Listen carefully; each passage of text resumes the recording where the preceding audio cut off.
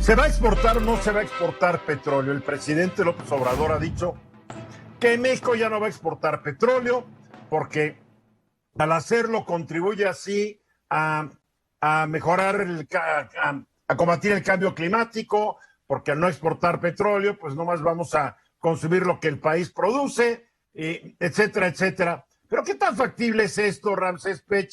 ¿México puede darse el lujo de no exportar petróleo y obtener las divisas que tanto necesita? Bueno, la contestación a esta pregunta es falso. México no puede dejar de exportar. ¿Por qué? Antes de esto hay que contestarnos tres cosas. Primero, la Secretaría de Hacienda y Crédito Público en los criterios del 2022, y hace unos días que el nuevo secretario comentó, la mezcla mexicana se está estimando que cueste $60 el barril, se tenga una producción alrededor de 1.9 a 2 millones de barriles diarios y una exportación de 1.1 millones de barriles diarios de crudo. ¿Esto qué significa? Que si México no estuviera planteando exportar, hubieran borrado todo eso. Exactamente. Todavía en la Secretaría de Hacienda y Crédito Público no hay alguna política o un cambio de estas fórmulas que se utilizan dentro de la ley de ingresos. Todavía se sigue contemplando el precio del barril, que ya sabemos que lo utilizan en el último momento para subir cuando falta una cantidad de dinero dentro de los ingresos de la nación. Ese es el primer punto. El segundo punto es la balanza comercial. Hoy estamos platicando de gas bienestar y todo, pero a ver, importamos combustibles, GLP, electricidad, gas natural, muchos consumibles de la parte de alimentos y todo. Corrígeme, 70% de las gasolinas y 70% del gas LP. Es correcto, así estamos nosotros hoy en día. Entonces, imagínate el único contrapeso que tú tienes, que es la exportación del crudo. Si compras combustibles y todo, imagínate tu balanza comercial. Sacas el crudo, ¿qué va a pasar? Vas a tener un déficit demasiado grande y eso te va a causar muchos problemas porque te vas a volver ya no dependiente, sino codependiente con tus socios comerciales. Y esto está ligado a lo del TEMEC. ¿Por qué? Porque nosotros nos estamos mandando entre 600 y 700 mil barriles diarios a Estados Unidos.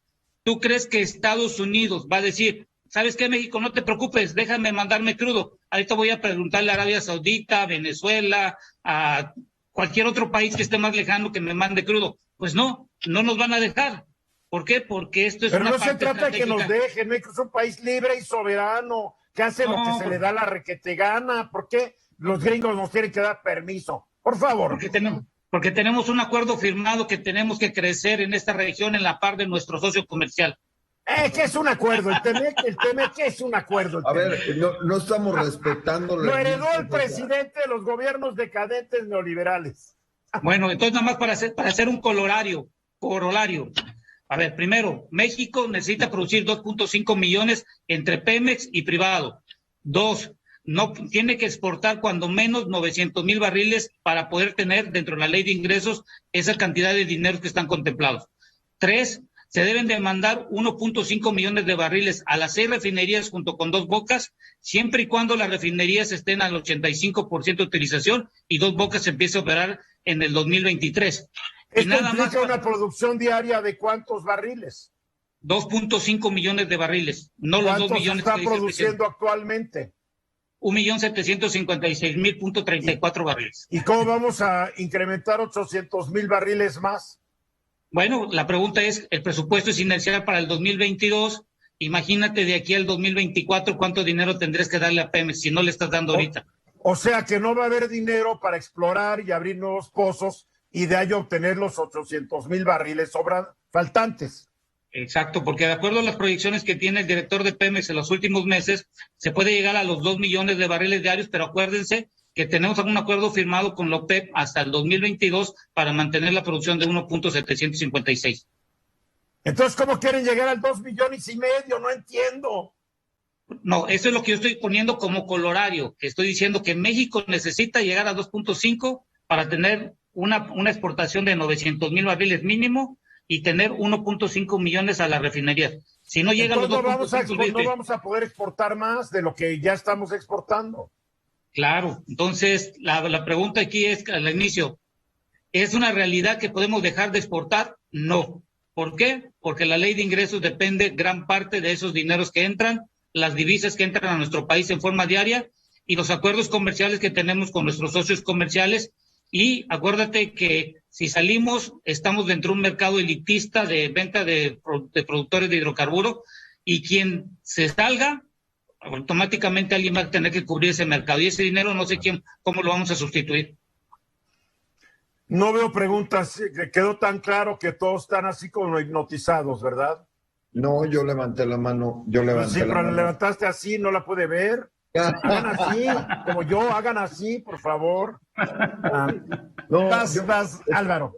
Yo lo que creo, Ramsés, y más bien la pregunta es, todos estos fenómenos de cambios climáticos, justamente Eduardo mencionaba en el primer bloque el efecto que tiene el huracán sobre las costas de Luisiana, cómo nos va a pegar en términos de precio de petróleo y de gasolina a nivel mundial. Pero no solamente es ese cambio climático, es problemas en Lake Tahoe, hablan de que Groenlandia será el nuevo semillero del mundo y que ahí se van a ir a sembrar las nuevas cosechas, pero... Y que no va a llegar suficiente agua del río Colorado al Valle de Mexicali y todos esos lugares. No va a llegar. No, porque eso quedó sin agua el río. No hay forma que llegue, como el delta del mar de Cortés que pasaba por Tijuana, está seco hace varios años, pero la pregunta en específico es, ¿tú crees que este cambio climático sube el precio del petróleo y por ende pueda beneficiar a México, por lo menos de manera indirecta? Acuérdate, no hay portero sin suerte.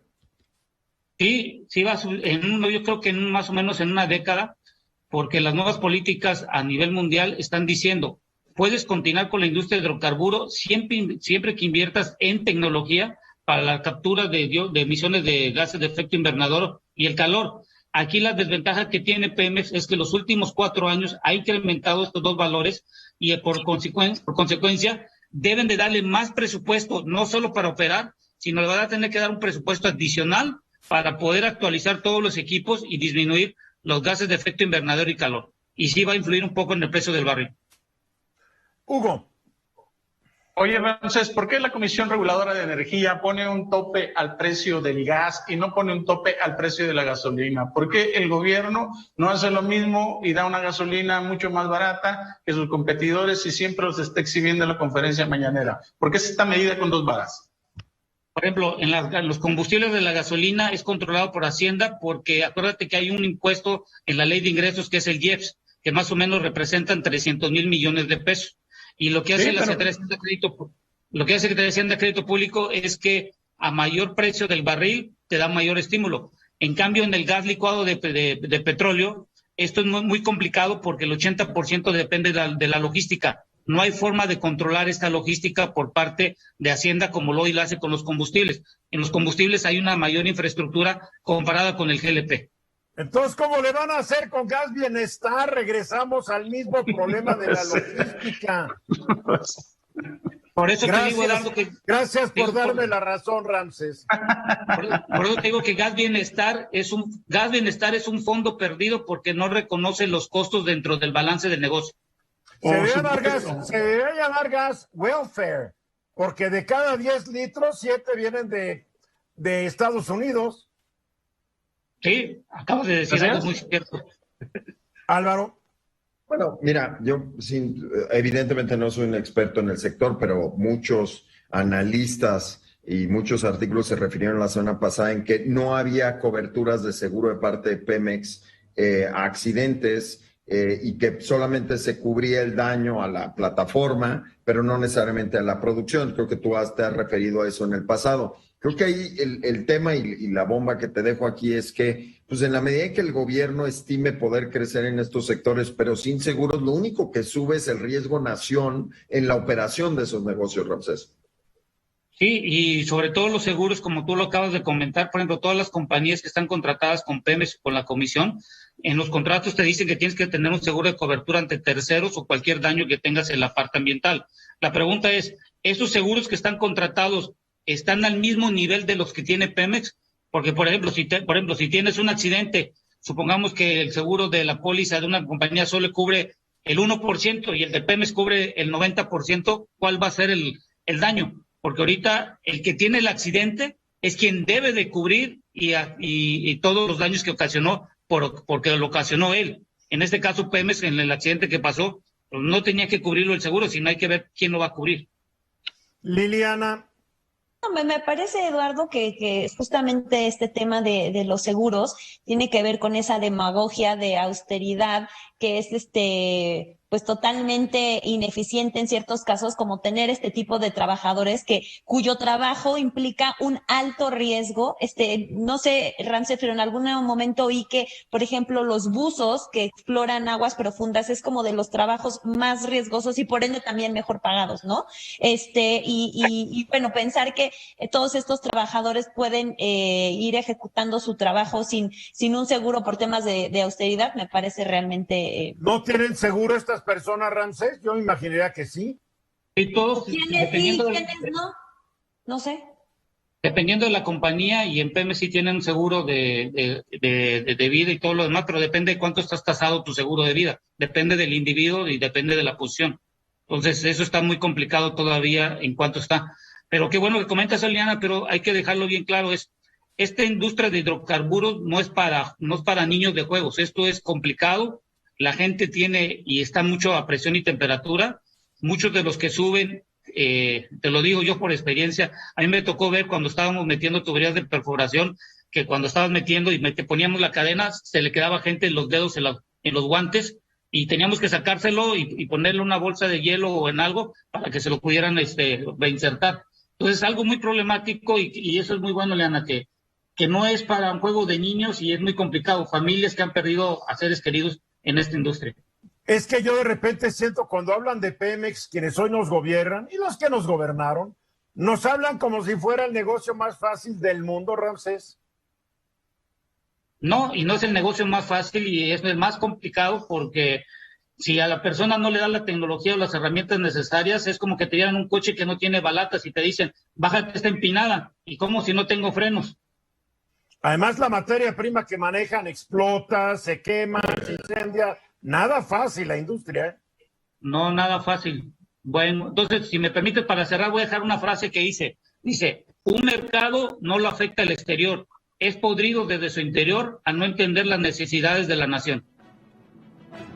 No se aquieten. Esta fue una producción de Grupo Fórmula. Encuentra más contenido como este en radioformula.mx.